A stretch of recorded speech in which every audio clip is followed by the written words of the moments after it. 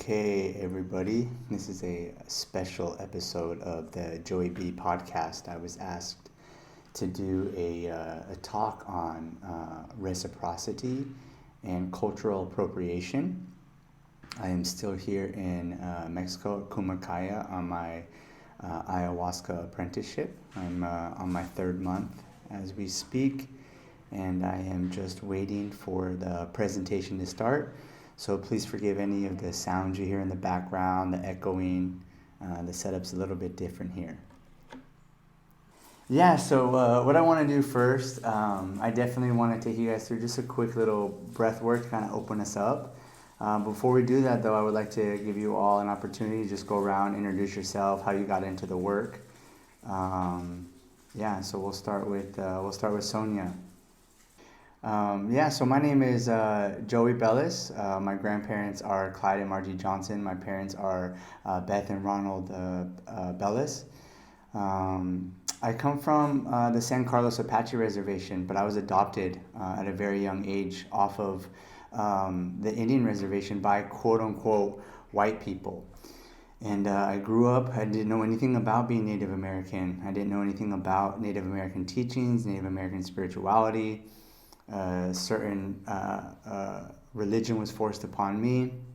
I grew up being sexually, physically, spiritually abused a good portion of my childhood, which led me down this crazy dark road of addiction and self-hate and just really in a miserable spot. And, eventually it led me to different personal development courses and working with different counselors. And it wasn't until then I discovered that I had severe PTSD, and all the symptoms from PTSD, just check them off each box.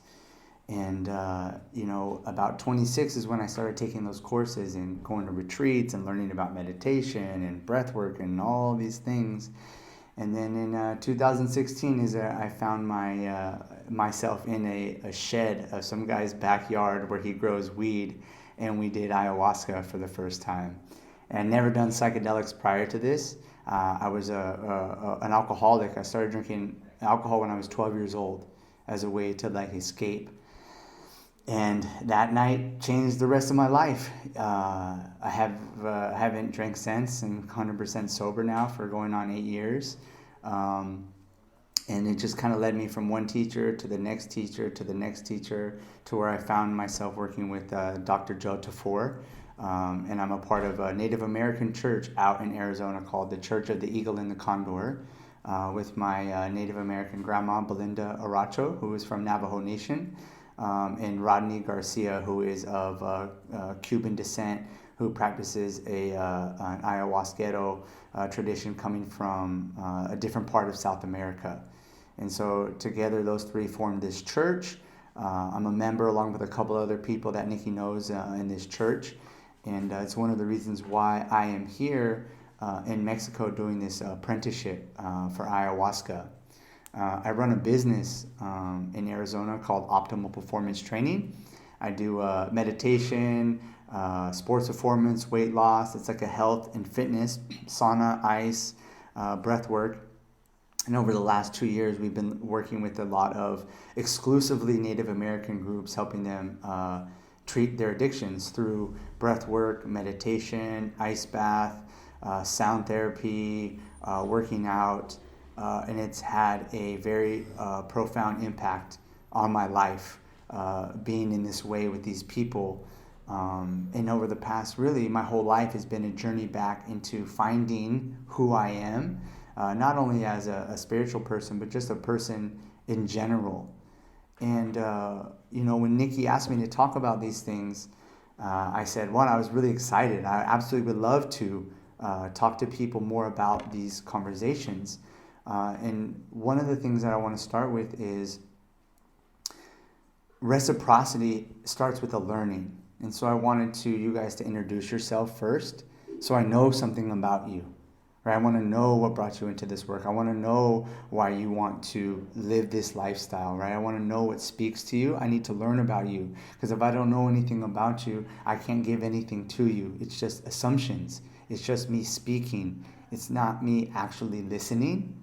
And then vice versa. A lot of people always tell me, Joey, you're very vulnerable. Like you're very open with your stories. You're very open with your share. Because on the flip side is I want you to know about me.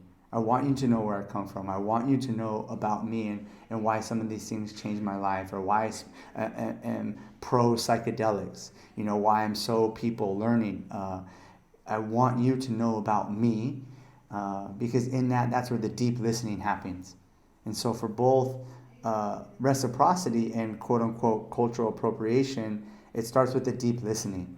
And that's something that my Uncle Daryl always talks to me about. Is just a nephew. It's like a deep listening. Everything begins with the stillness, the silence, and there the deep listening happens. And then that's where the healing occurs, is in the listening to our bodies, listening to our hearts, listening to our spirits. You all are listening, you got that frog voice in your ear now, helping guide you about how to lead people, how to live your life in a good way. And so reciprocity begins with a listening first, and then a willingness to be listened to. Sometimes when we speak, it's because I want you to hear what I have to say. There's no space for the unknown to manifest when I'm just speaking at someone, or I'm unwilling to listen to what another person has to say, even if I don't agree with them, even if we come from a different background, even if some of the topics might be uncomfortable. And so thank you all for being here this morning. Thank you all for sharing a piece of yourselves. Thank you all for finding a teacher, Nikki, and wanting to learn. That's a big time. As you guys will go down this path, you see people that just kind of want to willy-nilly everything. I've known many people on this path. They do 1 or 2 Bufo ceremonies and they're Bufo shamans. I'm like, what? How are you now a Bufo shaman? Like you just sat 2 weeks ago.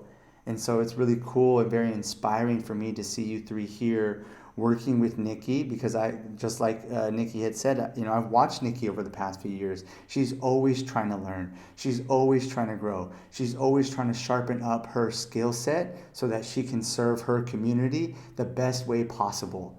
And I was like, man, that's a beautiful thing to have in a teacher, a friend, a guide, a mentor. And so thank you all for doing the work in a way that is honorable and noble, so that people, when they come in contact with you, they have a really great experience. Like, man, I sat Bufo with Sonia or Jess or Joe, and it totally changed my life. They had the container, they kept it clean, they were loving, they were listening, because we need more medicine people like that.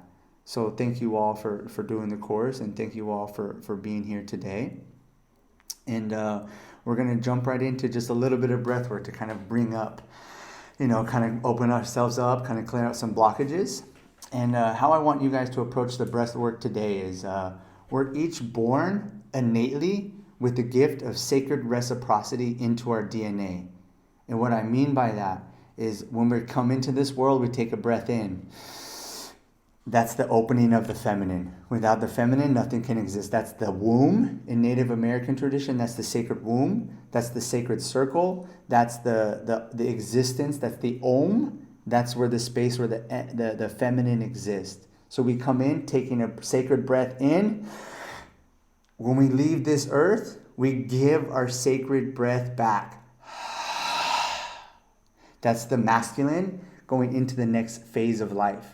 The next carnation, reincarnation, the next karmic cycle, the next lifetime, into the unknown. The masculine leads that way. And our whole entire life is nothing but an inhale and an exhale. A receiving and a giving. And over the course of your life, the quality of your life is going to be determined on what do you do with those inhales. Am I holding on to bad things? Am I holding on to things that make us sick? Am I holding on to my self-righteousness? Am I holding on to my judgmentalness? Am I holding on to my perspective? Am I holding on to my trauma? Am I holding on to my pains? Am I holding on to my victimhood? Am I holding on to, man, this life isn't fair?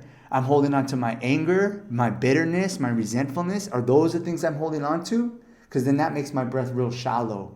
That makes my life a lot more clogged up. And then what am I doing with that breath? Am I spilling out hateful things? Am I spilling out only my perspective? Am I spilling out my hate and my anger Or am I holding on to what's good? Am I holding on to the beauty? Am I holding on to the love? Am I listening for love? Am I looking for love? Am I looking for beauty? Is that what I'm holding on to? And then when I give that breath back out, oh, am I speaking encouragement? Am I speaking positivity? Am I speaking illumination and possibilities and solutions to those possibilities? Am I speaking a helping hand? So there's two ways in this ayahuasca tradition, right? There's every plant, every animal has a shitana. So it's like the kind of the dark side, the mystic magic side that can confuse people. But ultimately what we're looking for is that pure light. So just like our breath has a shitana. We can either use it for good and hold on to the good, or we can use it the other way, and that leaves us in what's called a sympathetic breathing pattern. Short, shallow breaths. I'm breathing from my chest. I'm constantly stressed. I'm constantly worried. Or we use the sacred reciprocity that was our birthright. It's written in our DNA, and use it for what it is that we want to create in this lifetime. So I just wanted to put that in your ear right there before we go into this breath work, okay? And so go ahead and sit up nice and tall. We're going to go hands in our lap, palms facing up.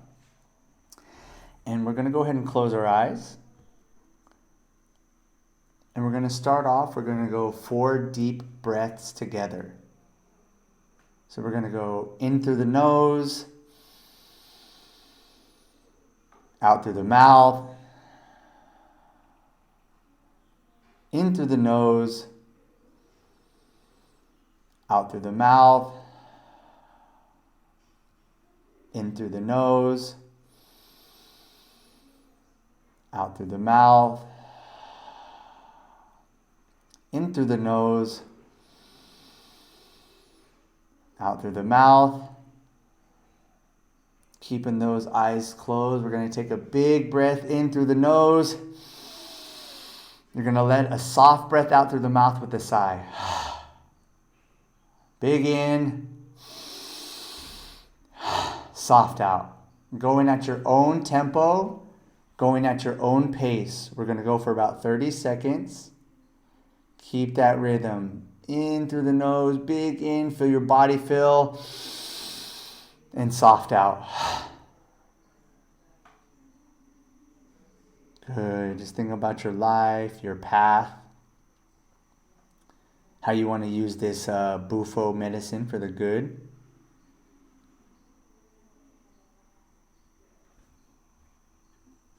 Ready. Take a big breath in through the nose.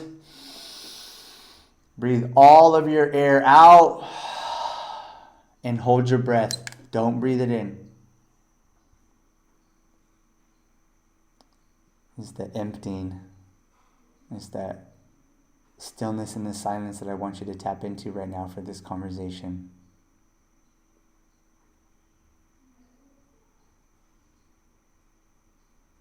We got 10 seconds. You're doing great.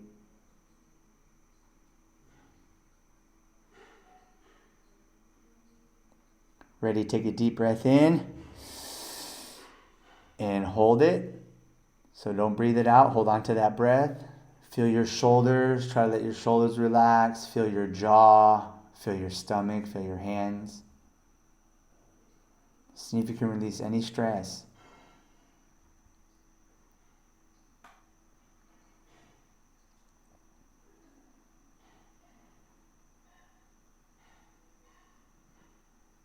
We're going to breathe it out.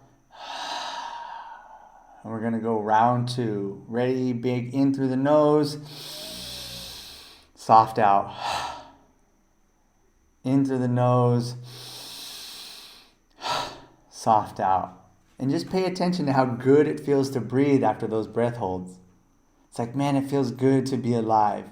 It feels good to be aware of my breath after it's been stripped for just a little bit.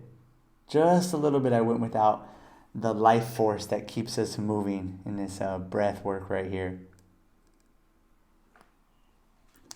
Okay, take a deep breath in through the nose. Breathe it all out. And hold. So don't breathe it in, just hold that space again.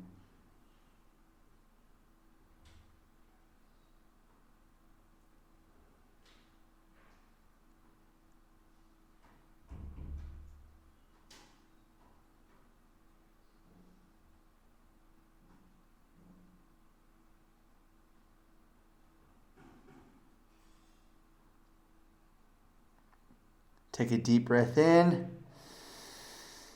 and hold.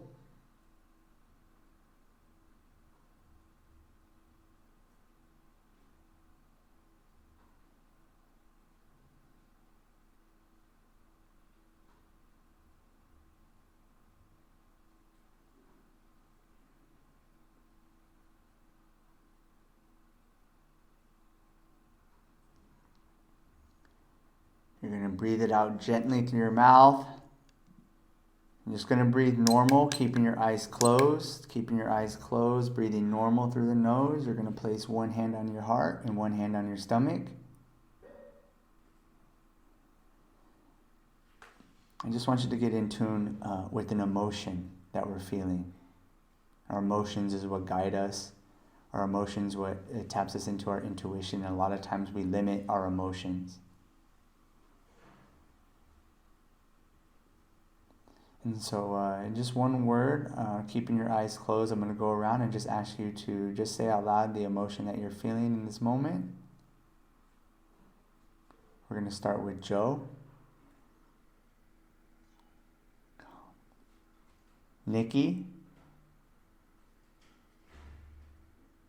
Jess. Sonia.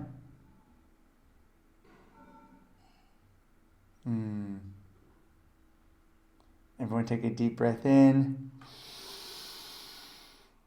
Breathe it out.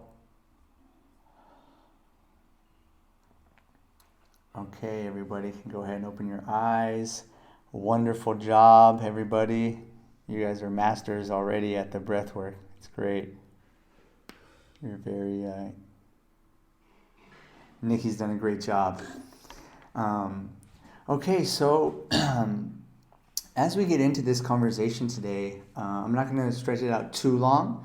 I am going to record this, so I'm recording it right now, and so that way if there's any, you want to go back and re-listen, or if we lose signal, I'll upload it, I'll give it to Nikki so you guys can have it forever. Please feel free to share it with other people that might be interested in it. I want to start with by saying this. One of the things that both in sacred reciprocity and in cultural appropriation, the world at large has completely manipulated and twisted these conversations, and they've made it a race topic. They've made it a race conversation, and it's not a race conversation. And what I mean by that is we've been pinned that, especially as a Native American, right, who everything was taken from me, everything was taken from my people. It's like the white people are bad, and it's a skin color thing. The way that I talk about anything when it comes to cultural appropriation, reciprocity, my own Native American tradition, I think of it as it's a mindset. White is a mindset. And what I mean by that, the energy of that, it's like take, more. You go, faster. We have to accomplish the most. We have to hit all of the goals. It's never enough. And that's a mindset that plagues many people of all different races in conversations. And one of the things that I've talked to the people that I work with as Native Americans, speaking to Native Americans, I said, you guys, the thing about this is it's affected the way that we think. And a lot of you think like a white person. I don't mean skin color. I mean the way that we overexploit. It's never enough, right? We want to conquer everything. And I say that because I was adopted by white people. They saved my life. I have many amazing quote-unquote white people in my life. And so whenever I have these conversations, I never want people to have the perspective or the framework of it's a color conversation. It's a mindset conversation. And that's why everyone can practice sacred reciprocity, and everyone can be mindful about the practices that not only that they're learning from, but then how to speak about them, when to speak about them, how to share about them. And so every person is honored in a way that truly lets them shine for the person that they are and the spiritual teachings that they are sharing. And if you have any questions at any time, you guys can just put your hand up and I'll go. So with the reciprocity, one of the things I love about reciprocity that I've learned, it's been a hard lesson. It's about patience. It's about patience. When I first started learning my traditions, the Native American medicine wheel, for me, that's the spiritual base of my life, is the Native American medicine wheel. What do I do? How do I do this? What do I do? And I didn't want to listen, right? I didn't want any stillness. I didn't want any silence, and I had zero patience. And I kept hitting these roadblocks, and all of my teachers, every single one of my teachers, nephew, you need to slow down. Grandson, you need to slow down. You need to slow down. You need to slow down. You need to slow down. And I was like, I'm going as slow as I possibly can go. I don't understand. And as I started to develop my relationship more with stillness, with silence, with my breath, with the deep listening, I started to understand, reciprocity is about learning, listening, and then asking. What is it what is a good offering, or what is a good sacrifice? Sacrifice and reciprocity go hand in hand. Is there something that you would like me to give up? Is there an offering that I can make? An asking of a permission. There's a movement, not only in the psychedelic world, but I think in the world at large, is where you'll hear people, and they give land acknowledgements. I want to acknowledge the ancestors of this land, and they either name a tribe or a lineage of the land. And one of the things of that is that when you do that, you're just acknowledging, thank you for allowing us to be here, but then asking for permission before it even happens. And so for me, I'm not Mayan. My lineage is Apache, Mojave, Anasazi, Aztec, and Peruvian. And so when I came out here into this land of the Mayans before our first ceremony, I had a bunch of different offerings that I planted and I laid out, and I asked permission. I introduced myself, and then you guys work with the frog, so it's really wonderful because you can practice this immediately by introducing yourself to the frog, who you are, who your family is, where you come from, what it is that you want to do with this. It's like you're getting to know this beautiful spirit of the frog. And so I did the same thing here. I said, this is who I am. I talked to the Mayan ancestors. This is who I am. This is where I come from. Our people have suffered the same way. This work that I'm doing is to help my people heal from addiction, from a lifestyle that has left them broken. Many Native Americans are living in poverty. They don't have running water. They don't have heat. They don't have electricity. These are on our own reservations that I've been to many times, seen with my own eyes. These people are living like it's a third world country. So I introduced, this is what I'm here for. I want to be able to help these people. And so an introduction into that, and then asking. I said before I hit that ayahuasca for the first time out here, I said, if you don't want me to be here, please let me know and I'll leave. It's like, I understand, but I'm just asking for permission in this good way. And then that first ceremony happened, and it was a whole introduction into the Mayan pantheon of different gods and conversations with them, and then giving me access to be here. They were very pleased with me. And so when you're doing any type of reciprocity, it's a listening, but being okay if maybe it's like, hey, you know what, Jess, nah, man, not today. I can't have you here right now. Or it's like, okay, I'll try again, or I'll listen a little bit deeper. And it sounds, for the most part, all three of you were called to the frog, which is a really good thing. It's like the frog found you, and that's another really good sign of listening, and then honoring what it is that you're doing. Now, when it comes to the reciprocity, sometimes, and as sad as this is, people don't want help. Sometimes people don't want you to give them love. Some people don't want you to give them, encouragement. It's like that dark side of us, that shadow self, that can really shove people away and close our hearts and close our minds and close our spirits. And just being okay with, okay, well, that's where they're at. But always let them know, if you're wanting to talk, if you're wanting help, or if you're wanting whatever it might be, I'm here for you. That's another way to just be there for somebody by holding that space for them, And, when Nikki and I, we got on this topic, I don't know if anyone has read the book, Braiding Sweetgrass. Braiding Sweetgrass is an amazing book about Native American, not only spirituality, but reciprocity. The book is really about reciprocity. And every Native American tradition is different. I work with probably over the past 2 years, 1,000 different Native Americans stemming from 5 or 6 different tribes, and they all have different practices. And so reading that book, there's a very common thread along the whole entire book about everything is alive. Everything has a spirit. And the lady who wrote the book does such a wonderful job of learning about the plant, learning the name about the plant, learning how it's used, and connecting it to her life, and then learning how to make offerings with it. And it's like a guide, a guide to say, okay, well, same thing with the bufo or any plants that you might work with after this course, and learning about, and this is why I wanted to open up with learning, is that every tradition offerings are also different. The land offerings are different.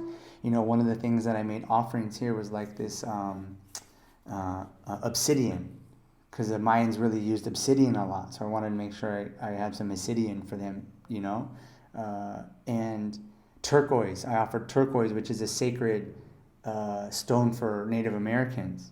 I use tobacco, I use corn, I use sweetgrass, I use palo santo, I use creosote, I use water.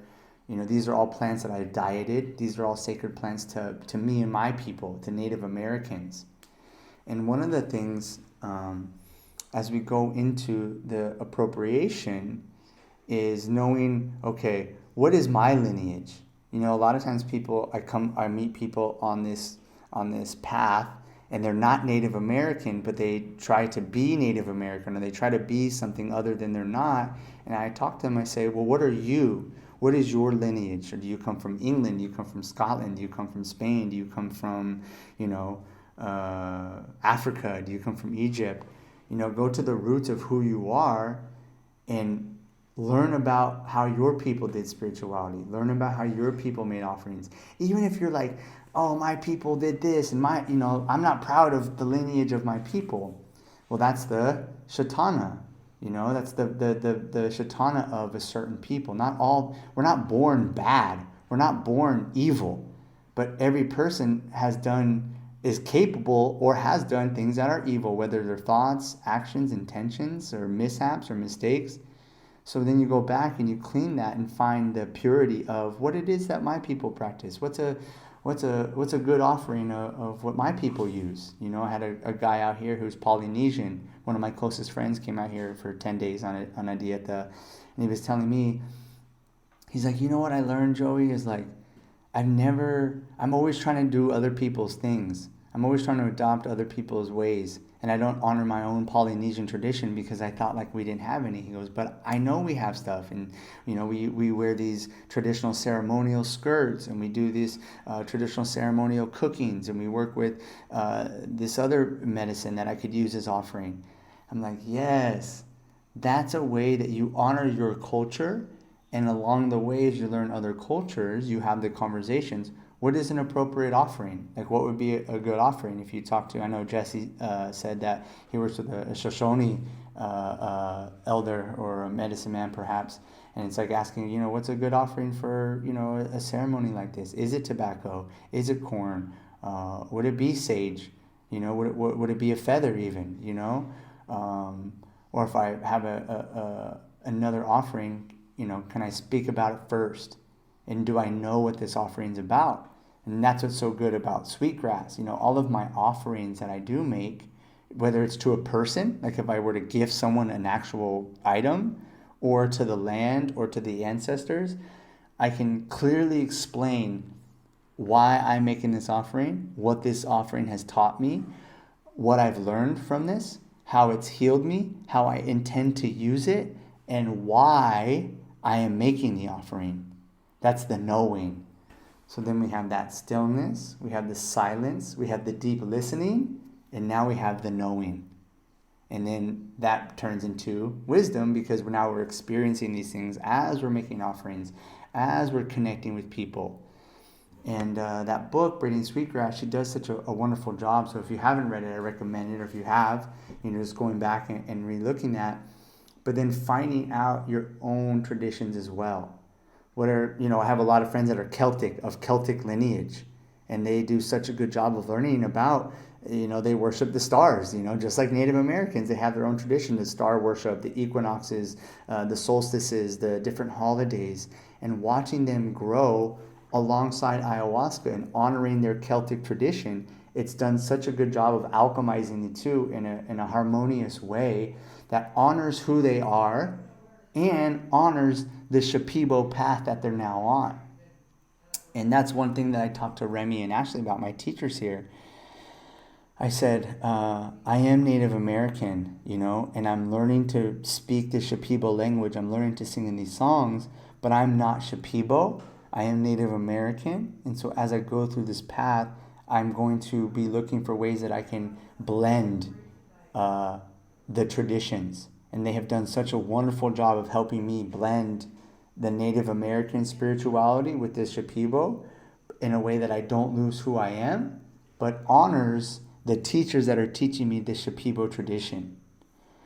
And with cultural appropriation, it's just about an awareness, of any culture. I'm not just speaking Native American. I'm not just speaking Shipibo.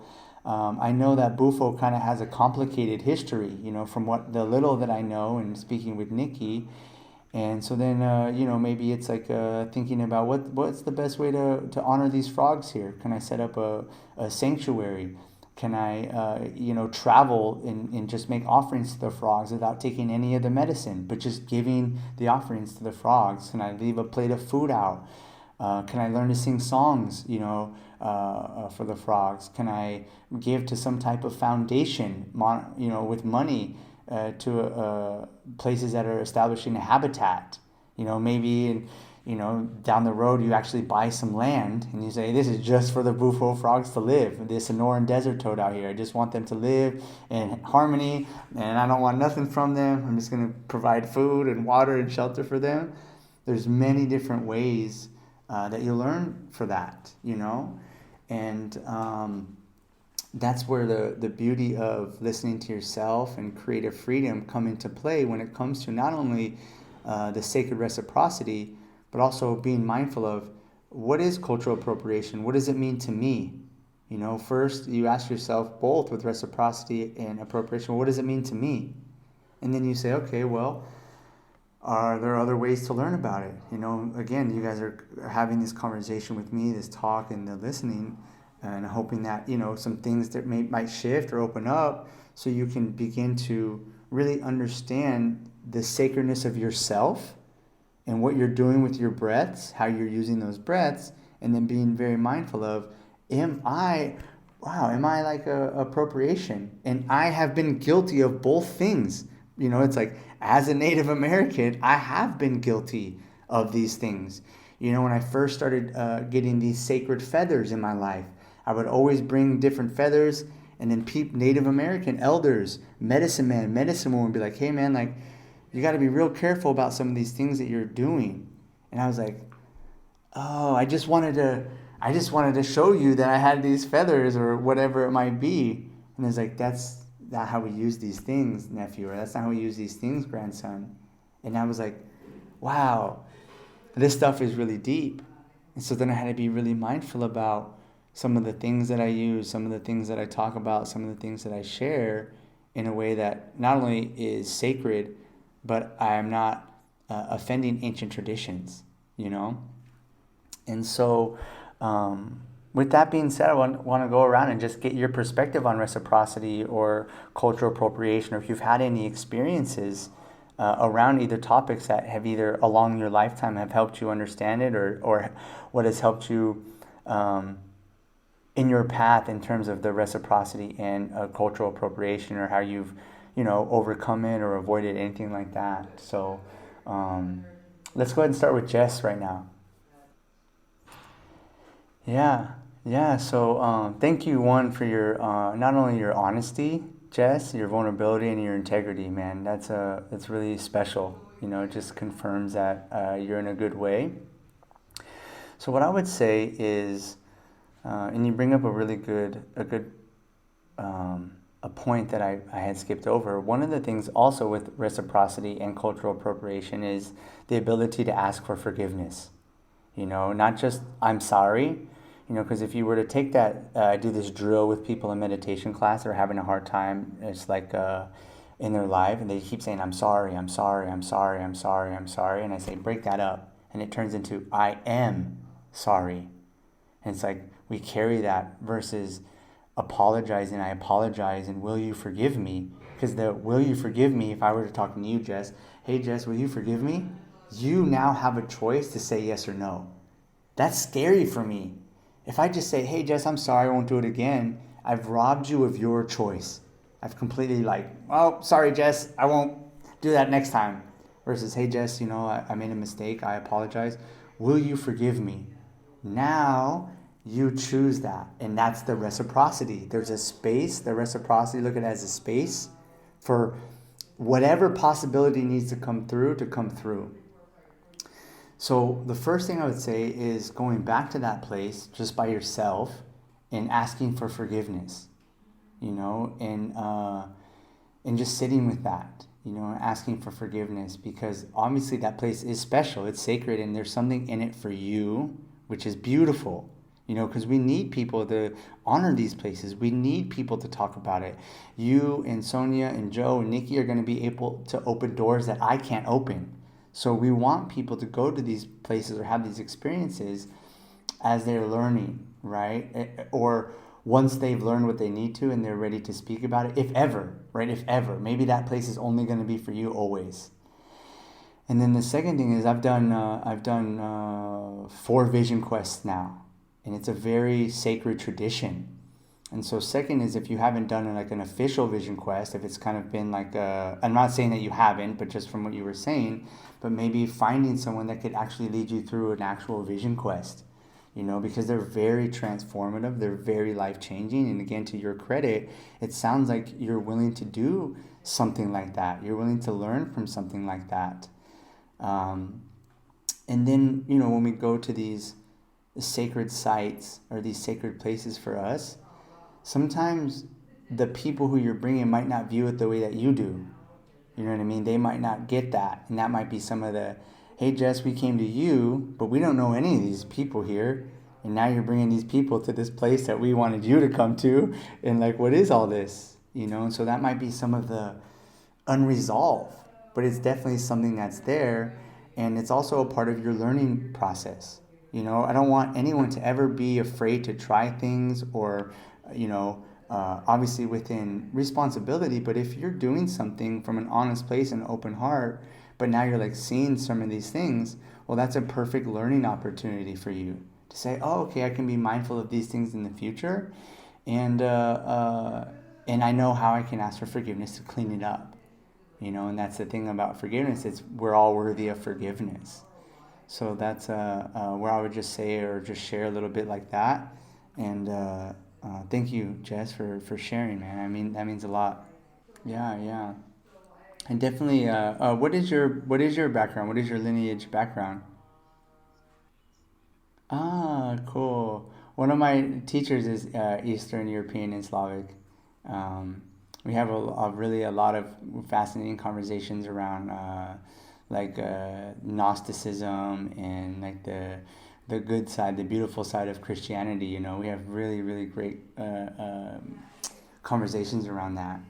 And so all I would say to that is just really, you know, you sounds like you're willing to learn and grow, and I really like that you honor your tradition, your path, and then as you go and hit these other circles or these other ways that, you know, you might work with some other plants in the future, or just establishing a better relationship to Mother Earth, you know, and you just make whatever your traditions are, you know, frankincense or myrrh, or, you know, you're making those offerings to just the earth, you know, and like that's not only honoring your way, but that's how, you know, when we're talking about North America, for me, there's always good things that I talk to people about. Tobacco and is good everywhere because Native Americans are the original spiritual keepers of this land, and tobacco is the one of, if not the most sacred item for us, and so you can just take tobacco wherever you go. Even like that, you're not trying to step on anyone's toes or anything like that. But it's like, oh yeah, I have my tobacco, and then I also, for me, my lineage, we offer the frankincense or the myrrh, the holy basil, something, like I'm not saying that that's your tradition, but I'm just thinking of my friend Giannis. And so that way you're blending it, right? And it's like, oh, okay, cool. Like that's how I'm gonna build these offerings or make these altars. One thing, and you'll learn traditions across the board is they have altars. So maybe you just like learn how to set up a beautiful altar for yourself if you don't have one, or out on the land, and like, oh, that's, and you stick to your traditional roots like that, and that way you're taking your applied knowledge the next step, right? And not letting that fear limit you. And then you were saying, you seem like you're real like willing to learn. So then just always asking for permission. So wherever I go, so for example, if I were to go to, let's say I met Jess's teacher who's Shoshone, I would ask, what is a proper offering for a Shoshone medicine man or Shoshone medicine woman? Like what does that look like? And I would let them tell me and say, okay, do I have anything like this? Make that offering and say, and this is from the, this is my people, my way. It's like the coming of the two, right? Because it's coming together. Both reciprocity and like the clearing of cultural appropriation is a coming together, and that's the understanding, that's the listening, that's the asking for permission. And so, as you kind of move through this work, that'll unfold real nicely for you. Yeah, thanks, Joe. Okay, Sonia. Anything you can speak on? It doesn't have to be a cultural appropriation moment. It can, or a moment of reciprocity, or your understanding of the two, or all three. Mm-hmm. Thank you for your honesty, Sonia. Thank you for your vulnerability too, right there. I know it's not always comfortable to say, I think I'm a little stingy still, and like I've battled that many times in my life, like my first, because I grew up in scarcity, so I grew up getting no gifts. I grew up like, so is that for me? Is that So like my first, is that for me? Is that mine? Like, and I'm like, hold on a second, like, whoa, that's like not, you know. And I think for me, this kind of goes into what I was talking with Jess.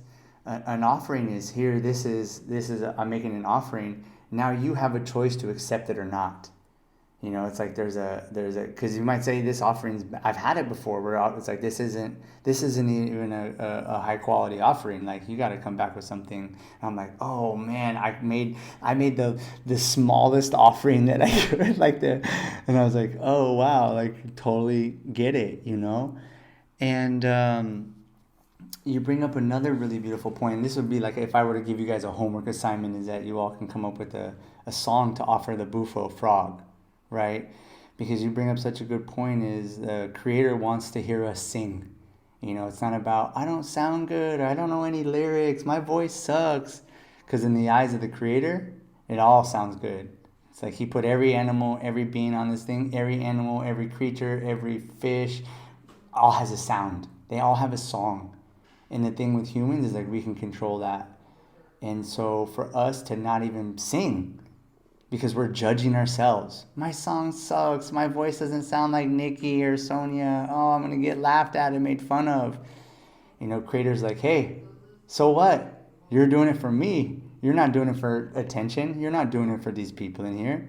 I gave you that voice, so like, let me hear what you got. And so you make up another good point, because an offering might just be a song. It might just be a thank you.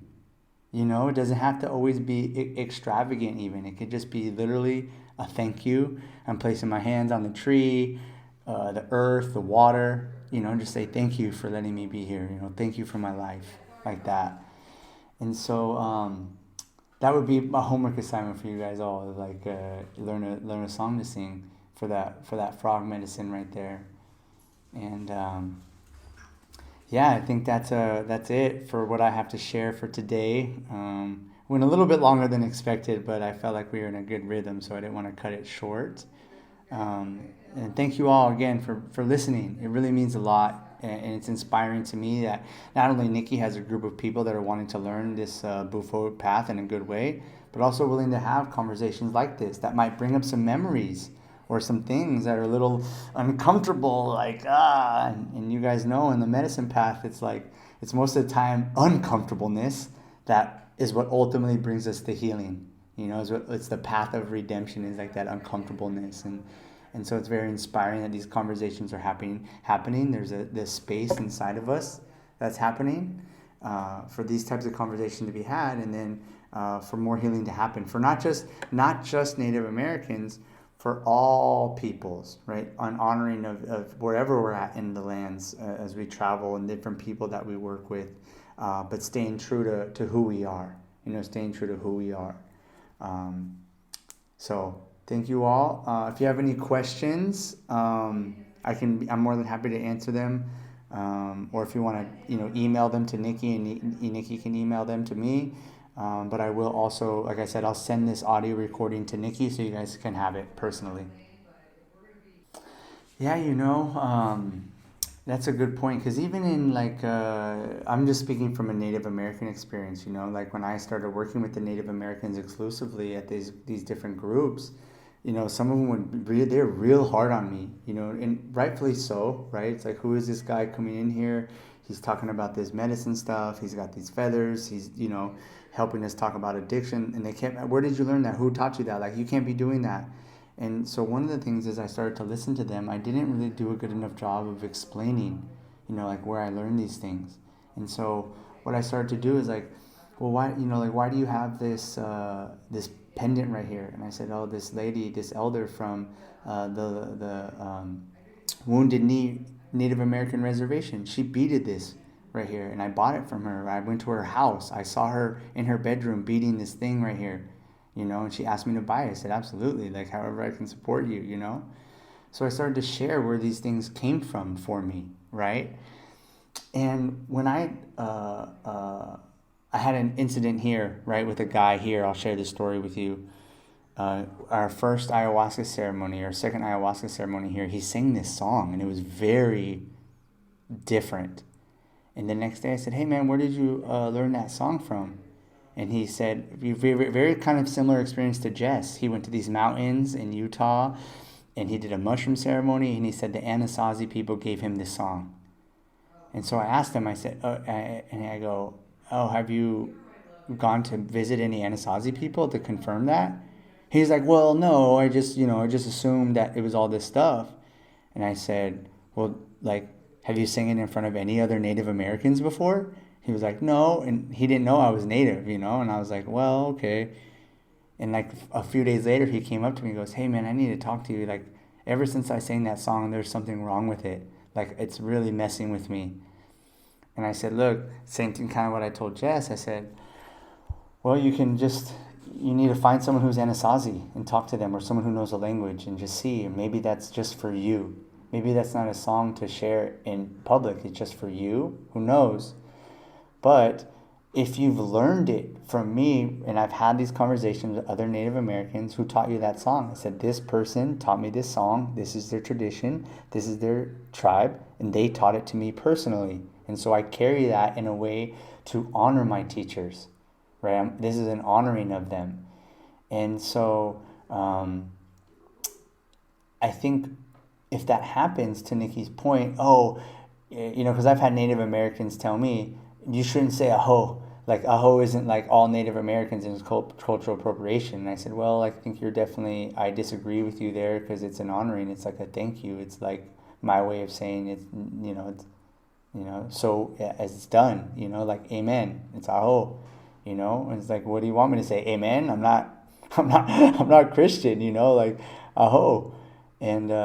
And so I think one of the things, as this topic starts to unfold more, it's going to take some filtering of some discernment about what is just being hurt, like past hurt, past trauma surfacing, because some of it is just that. You've taken everything from us, stop taking anything. And then where I push back against, even in the Native community, is like, hey man, if we don't begin to start teaching people, if we don't begin to be mindful of not only how we teach, who we teach, and then encouraging people to continue these traditions on, it's going to die. It's like, it's going to die.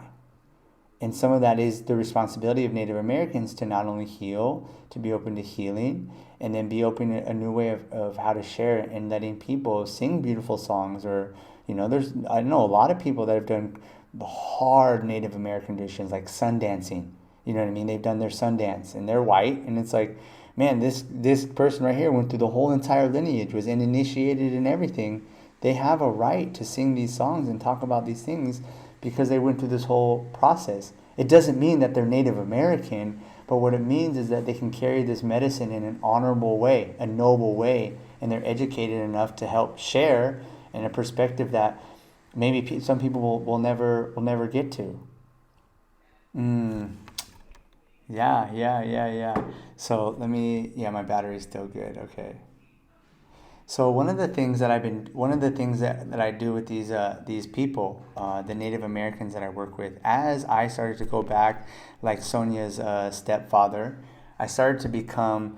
I'm not a full-blown historian, but I'm a mini historian about Native American. I've been reading a lot of books and just many different things over the past 7 years. Learning, reading, going to different traditions, vision quests, sweat lodges, peyote meetings. I was a fire chief. I've been asked to be fire chief for peyote ceremonies twice. And that's like one of the most sacred traditions for Native Americans, is to be able to push fire in a peyote ceremony. And what I started to notice is that Native American spirituality gets put down here. Like it's taboo, like it's novelty, like, oh, it's Native American spirituality, but here's Christianity and that's the real stuff. Or here's Buddhism and that's the real spirituality. Native American spirituality doesn't really work. And that's I started to notice that people treated it like that. You don't get people, just taking the Eucharist and throwing it all around and using it however they want. It's like, well, why is Native American spirituality like this? I don't understand, because Native American spirituality is not only just as powerful as these other traditions, and meaningful and insightful and wise. It's the original teachings of this land. And it's like, why was North America, quote unquote, the promised land? Well, because it's like Native Americans were the ones partaking in the spiritual rituals and sacraments to protect this place. That's why it's so special to be born in North America. So as I started to think about all this, I said, why do things get put over the top of Native American spirituality? And one of the things that Native Americans, we don't have a Bible. We don't have a place where all central teachings, like this is what all Native Americans believe, right? It's very similar to the Tao. I'm a student of the Tao. I can go and grab the Tao and start to read the Tao. And it's, okay, here's these 81 verses, and this is going to give you some insight into the Tao, right? It could be different Hindu books, different Buddhist books, but in Native American tradition, there's not, hey, this is what all Native Americans believe, because every tribe said different things. The closest thing would be Black Elk Speaks. And I would recommend, if you guys haven't read that, it's a really, really powerful Native American book, Black Elk Speaks. But that would be kind of one of the core books of Native American spirituality from the Lakota tradition, but a lot of it carries through many different traditions. So I started to say, man, I want to speak about where can I connect Native American spirituality to these other places that it's just called a different name, because like you guys are working with the frog. It's like, you guys know the path for all of us is to the light. It's like it all leads to the same spot, the light. At the end of the day, it's all going towards love and compassion and forgiveness. And so it's just worded differently. And so as I started to kind of connect these dots, I was like, oh, the corn pollen path is synonymous with the Eightfold Path in Buddhism. The corn pollen path. I would say, in Native American spirituality, corn pollen is the most sacred item for Native Americans, because a Native American, well, I mean, this is just science as face value. Without corn pollen, nothing is possible. Everything to grow requires some type of a pollen and pollination, right? So that's the reciprocity, pollen and pollination, in order for it to grow. And it's this yellow corn pollen. And then we use it for many of our different ceremonies. We use it for offerings. And that corn pollen path is synonymous into everything that the eightfold path represents: sacrifice, listening, discipline, mindfulness, compassion, love, sacrifice. And I was like, oh yeah, that's the corn pollen path. That's the path that it might be called one thing in Native American tradition. It might be, in a Buddhist tradition, it'd be called the devotion to the Lotus Sutra, right? That's another way of saying it. I'm like, oh, it's the same thing.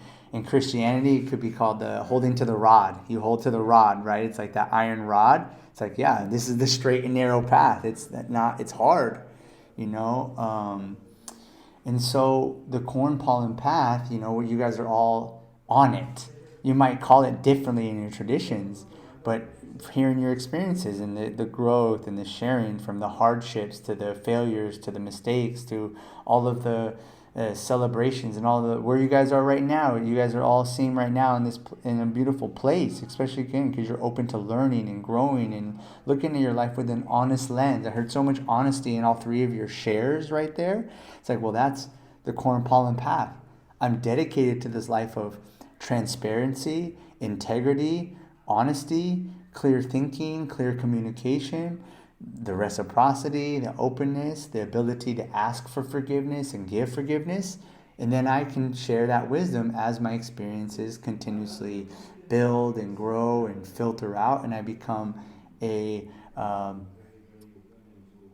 noblest version of myself that I can be, And so the corn pollen path is the path that all spiritual people walk, but that would be what the Native Americans call it.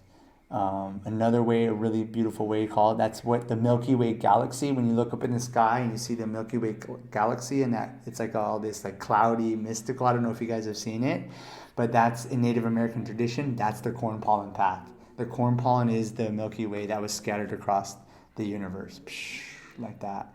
And so that's the corn pollen path. It's how we call it in Native American tradition. Yeah, this is one of the highlights of my dieta. It's been fun. I've been kind of locked away in my tambo. I haven't got a chance to do much speaking or teaching, so it was like my first kind of talk in 3 months, and so I'm really happy that it was with you people here on this topic in this sacred way with these not only plants but to our teacher, the desert toad. So thank you all. Yeah, definitely. Yeah. Have a good rest of the day, anybody. If you guys need to get a hold of me or have any questions or anything like that, Nikki has all my contact information, and feel free to reach out. I'm an open book. I love making connections and new friends, and maybe one day we'll cross paths in the 3D. All right, everybody, have a good day.